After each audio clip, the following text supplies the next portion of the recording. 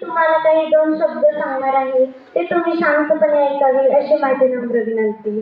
आज विशेष म्हणजे गुरुपौर्णिमा आणि सरांचा निवृत्ती दिन.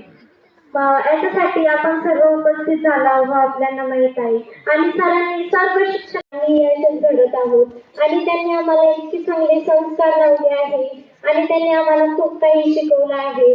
त्यांचे संस्कार म्हणजे ज्ञानदान आणि त्यांनी असं खूप जणांना ज्ञानदान दिलं आहे.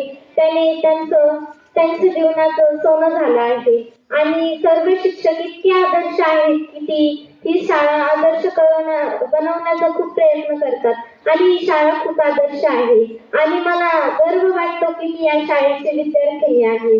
आणि दुसऱ्या शाळा म्हणजे आहेत त्याही शाळा चांगल्या आहेत तिथलचे शिक्षकही चांगले आहेत पण मी आतापर्यंत शिक्षक बघितले ते इतके प्रेमळ आणि इतके चांगले नाही. आमचे या शाळेतले शिक्षक खूप जास्त प्रेमळ व चांगले आणि काही समजलं नाही तर समजावून सांगणारे आहेत आणि सर्व शिक्षक खूप एकत्र राहतात आणि त्यांचे म्हणजे असे दुसऱ्यांसोबत भांडण वगैरे करणे हे सगळं नाही. मी आतापर्यंत जे सर्व शिक्षक बघितले ते असे नाही बघितले म्हणून मी हे सगळं सांगते. मी ज्या शाळेत आहे तिथलचे पण शिक्षक आहेत तेही चांगले आहे म्हणजे मी असं नाही म्हणत ते चांगले नाहीये तेही चांगले आहेत पण हे शिक्षक म्हणजे जेव्हापासून मी ह्या शाळेत आले तेव्हापासून मी आमचं खूप जास्त निरीक्षण केलंय.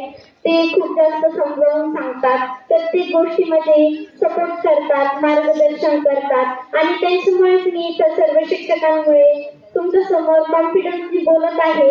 नाहीतर मला एवढी हिंमत नसते तुमच्यासोबत म्हणजे बोलायला तयार झाली नसते. सर्व शिक्षक म्हणजे प्रत्येक गोष्टीत मार्गदर्शन करणारे आहेत आणि खूप जास्त सपोर्ट करणारे आहेत.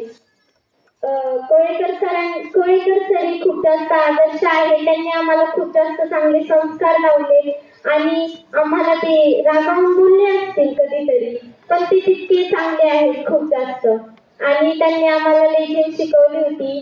ते आम्हाला दहावीला इतिहास शिकवायचे.